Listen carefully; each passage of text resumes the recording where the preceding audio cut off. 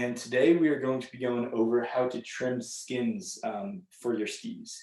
So when you're backcountry skiing, a solid 75% of it is going uphill. And then you get some sweet turns, but to allow you to go uphill, you put these things on the bottom of your skis. These are called skins. Traditionally, they were made out of seal skin.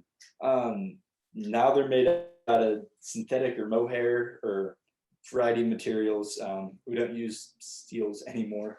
And if you can see up close here, it's got little bristles. So when you're going up, it'll allow you to slide. And then if you try going back, the bristles will come up and engage. And that'll stop you from sliding back downwards. Makes it really easy to go up. You can get different types of skins that'll help you climb the most efficiently, skins that'll grip the best, skins that will glide the best. So I'm actually going to share a little graphic here. Let me start sharing my screen.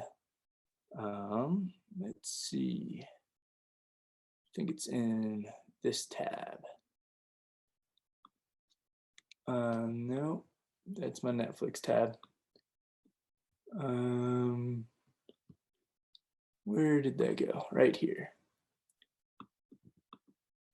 All right, so can you see this? This is a company that makes some really good skins called G3. And this is their chart on what their different skins are good for. So you can see they have grip skins, glide skins, super lightweight skins. They also make skins for split boarding. So if that's more your jam and you want to snowboard instead of ski, got a product for that. All right, let's just get back here. So these skins that I showed you before, these are made by a country called Backcountry Access, BCA. These are the Magic Carpet skins. They're a bit of an older model. They were the first skins I got when I got into backcountry skiing, and I've never been too in love with them. They're big, they're bulky, they have a weird tail clip that's kind of elastic, and they don't grip very well. They're also really heavy.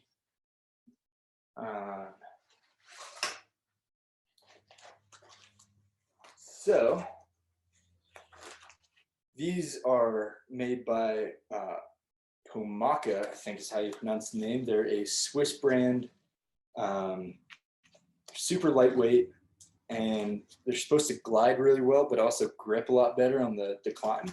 And when you get a pair of skins, you got to pay attention to two measurements. First off, you need the length of your ski, because you need the skin to go the entire length of the ski. And then you need to pay attention to the width. These are pretty wide skis. These are my DPS Whaler Alchemist 112s. So that means they're 112 at the waist. And if I remember correctly, they go up to 122 up here at the tip. So yeah, they're pretty thick, great on powder. But you want a skin that'll cover a lot of the surface area of the ski. If you get into like skimo and super lightweight setups, a lot of people are going to trim so you just have the center covered. You don't get as much grip if you do that. These are pretty heavy skis to begin with, so I'm not really worried about the weight difference of if I trim really narrow or not. So what I'm going to show you today is how to trim the skins so that they fit your skis perfectly. Here I did on my other skin, or on my other ski, the first of the Pomaka skins. And you can even see these are so wide that they don't, this is the biggest one that they make, and they don't even fully cover up the tip. But I'm going to show you how to trim this today. So when you get your skin, it's going to come with this thing called a skin saver on the back. In some cases, like with my old BCAs, I had a nice heavy duty mesh one that I would use, that I had to get aftermarket. I think this one's made by Black Diamond. These skins have a different glue on them. They don't need a skin saver. You're actually supposed to stick the skins together when they're not in use.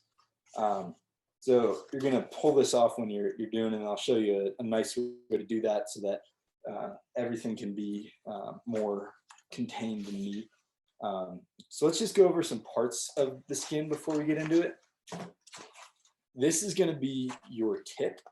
You can see there's a little metal clip here that'll slide over the tip of your ski and hold it in place there. On the back of the skin, you've got a nice adhesive.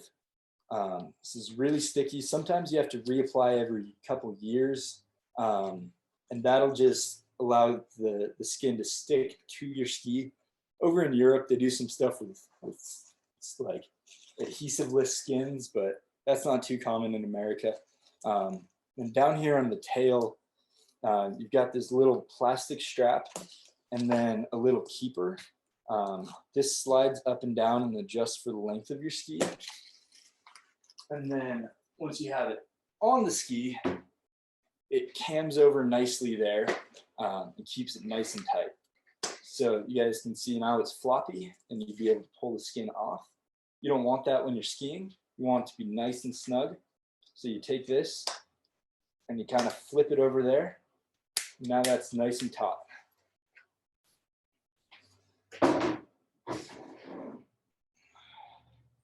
So I'm gonna rip this skin off.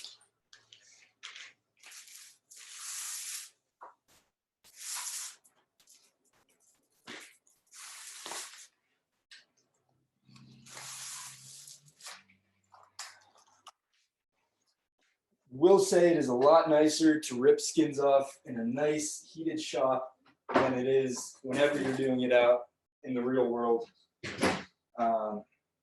It gets pretty gnarly when it's blizzarding out and you're having to rip skins on the top of a ridge. It's not super fun. So the first thing I'm going to do before I get started is I'm going to put these into walk mode.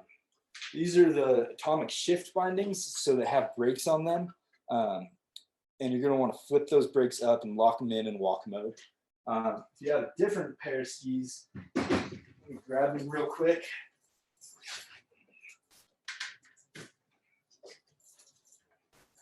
Like these Black Crows over here, these have pin bindings. They still have the brakes on this one, but on most tech bindings, you're not going to need to mess with brakes because they just don't have it.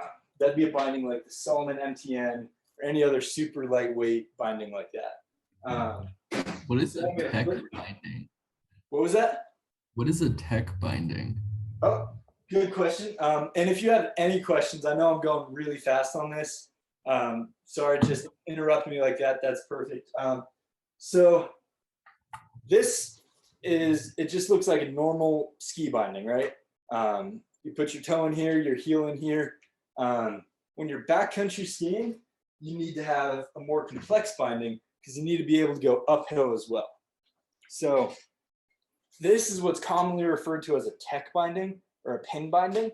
So backcountry ski boots have little indents on each side of the toe, and then you put your toe in here and clip in, and then these pins allow your foot to rotate up and down, because when you're going uphill, if your foot was locked in, it'd be really uncomfortable and you couldn't walk as well. So this just allows you to go like that and get more of a walking motion so you can glide. Then in the back here, you're gonna have heel risers, and that'll allow you to keep your heels completely flat. You'll get a lot more power and it'll be a lot more comfortable. Your foot is completely flat and not at an angle like that when you're on a hill. Are there other like front bindings for backcountry skiing? Yeah, so what I have on these is called the atomic shift. This is a relatively new binding. And the downside of a tech binding or a pin binding like that is going to be that you usually don't have what's called lateral elasticity. On a normal ski binding, this has a spring in it. You set that spring with a certain tension. When you hit that tension going side to side, you'll pop out. It still allows you to move a little bit, and you don't have that on that. So if you're on a pin binding, like a traditional pin binding, and you take a bad turn and your toe doesn't pop out, you can tear your ACL really easily. So this atomic shift binding is the new tech. It's heavier, but it allows you to put your toe in here, and then when you're ready to ski, you just pull this back, and then it pulls it out of the way, and it's more like a regular ski binding, and it'll allow your toe to release. Yeah, I just want to chip in. I ski on the shifts every time I ski, and they're super sweet. They are heavier than tech bindings, but like I'm pretty convinced they're like the best binding for almost everybody. They are a little bit expensive, but that's my opinion. Yeah, I completely agree. I've skied on tech bindings. I've skied on the Marker Kingpin, which was kind of the predecessor to these, and they were never the same. So yeah, I'd say these are definitely, if you're looking into a setup, they're a little pricier. They're definitely worth looking into though. They ski really well, they climb really well, and I'm not a weight weenie. I don't care about the weight, so it doesn't affect me that they're heavier. Any other questions about bindings? No? Okay. So now I have the ski flipped over on the tuning stand here. You can do this without a tuning stand. It's just a lot nicer to have surface that it's not going to slide around, and you can lay it down nicely because the bindings aren't going to touch. So the way I like to do this is I peel back the first little bit of the skin saver here. And then I'm going to put the wire toe bail on the ski. And there are some skis that have different tip configurations. So a lot of skins will come with different toe bails that you can switch out. These ones fit my skis, so I'm not gonna mess with that tonight. So then I like to just keep the skin above the ski so you're not touching the adhesive to it. Make sure you have a nice clean surface, and then slowly pull back the skin saver, trying to keep the skin up off of the ski as much as you can. Touches a little, it's fine. It's just gonna be a little more work. So now we've got the toe on, or the nose on up there, the tip clip, and then I like to just look down and try and line it up as best as I can. It's really nice to get it as even as you can. So if you look up here, that wasn't completely even. It's a little skewed towards this side, so I'm going to redo that. But you really want to get the skin in the center of the ski. It'll make everything a lot easier. It'll make it a lot more even. So the other thing you can do, what I'm doing now is I'm getting a little more control by folding it over. You do have to touch the adhesive here, which isn't ideal, but it's worth it for the control and lining up.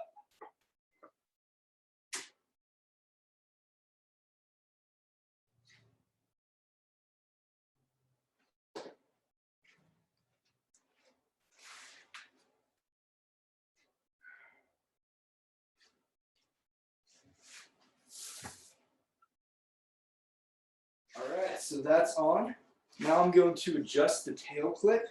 So like I showed you guys before, you want the tail clip to be lined up approximately like this. I know it's white, so it's hard to see with the light there. And then you're going to flip it over. Should be pretty tight there, and that'll keep your skin tight. I know people who have not had tail clips, like a tail clip's popped off or something. And when you climb, the back of your skin just kind of goes down, flops everywhere. It's no fun. Tail clips do break, so it's a really good thing to keep in your repair kit in your ski bag when you're out for a good day. So now you can kind of see the skin is bigger than the center of my ski. You got a lot of adhesive hanging out here. And so we're gonna trim the skin to fix that. There's different types of tools you can use to trim skins. If you want to get really basic, pair of scissors will do the trick. Almost every skin comes with some sort of skin trimming tool. So there's different styles. G3 makes a really nice one. Pomaka has a really nice one, and this came with the skins. So this is what I'm going to be using. There's also another style that kind of looks more like a letter opener. And that's not as ideal because that'll just run along the edge here, which will mean you'll have to do a little more steps. This is a one-step tool. So this will slide under the edge of the skin, but then the blade is slightly offset from where the edge is. You can see this is the edge guide, and then this is the blade. So that'll allow that distance between the edge guard and the blade is roughly the distance between your edge and the edge of the ski. So the edge, for those of you who aren't as familiar with skis, is going to be the metal part. Right in here, you can see this nice metal edge. That'll be really helpful when you're climbing and it's a little icy and you have to edge in. You don't want your edge covered by your skin. That'll just make it no fun.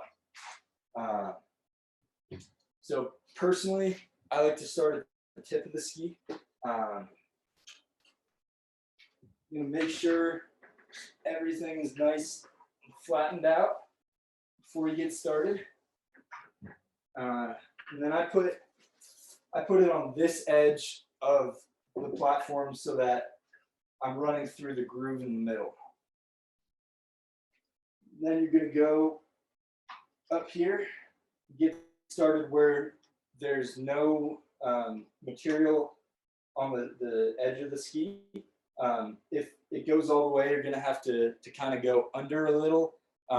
Alternatively, you can start with a box cutter or another razor like that, just so that it's a little easier and you have a nice edge for this blade to bite into. But I'm going to get started here and making sure that I'm putting even pressure against the edge of the ski with the blade guard. I'm going to slide, and it's going under the skin right here. I know this is a really bad angle. You're just going to have to believe me on that. And then you pull it, and it starts cutting the skin. And you're pulling, and you're making sure that you're putting nice, even pressure the entire time. So that'll get you a good cut.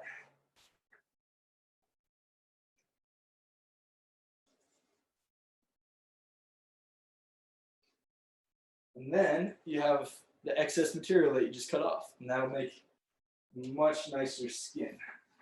And there was a little point where it got a little messed up here, so I'm gonna redo that.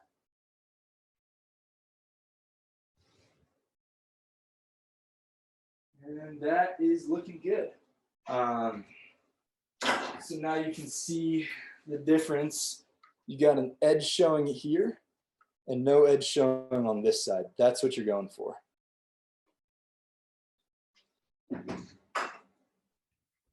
Any questions before I do the other side? When you said that's what you're going for, were you talking about the one where the edge was showing a little bit more? Yes, you do want the edge showing. Here, I'll show you on the one that I already finished. You can see the edge here and here, because that'll allow you to grip better.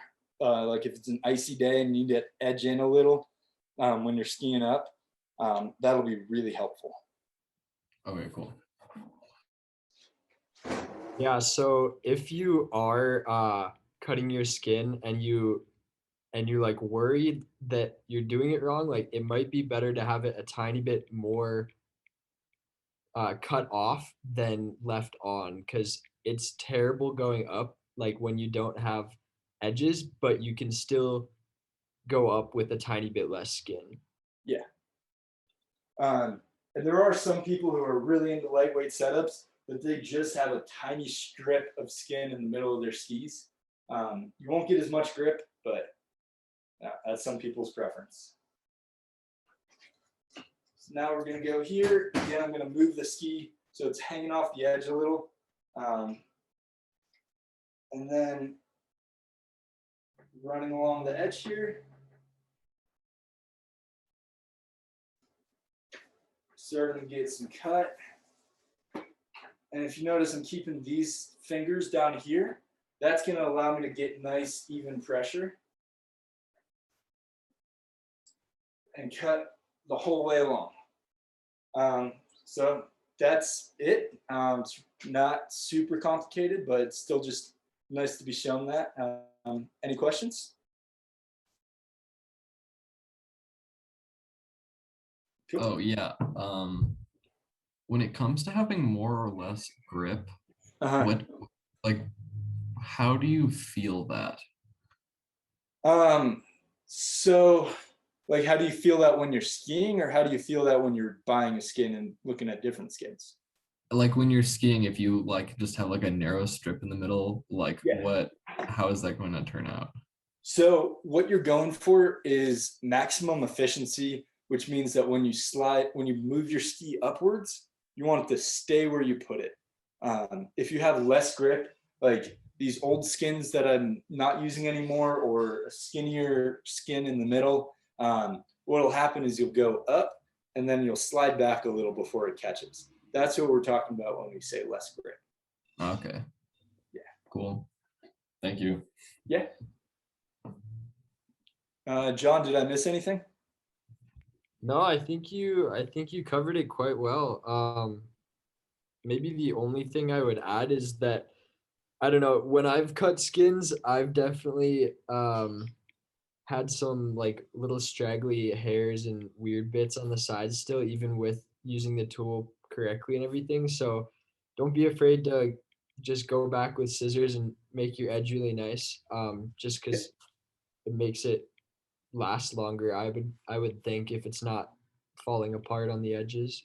Definitely. And the other thing, I can't show it to you because of the tool I have here, but there's lots of good YouTube videos if you are trimming and you have a different tool that doesn't allow you to get the edge out with just one cut. You're gonna have to use the method where you lay it over one edge so it hangs off the width of an edge.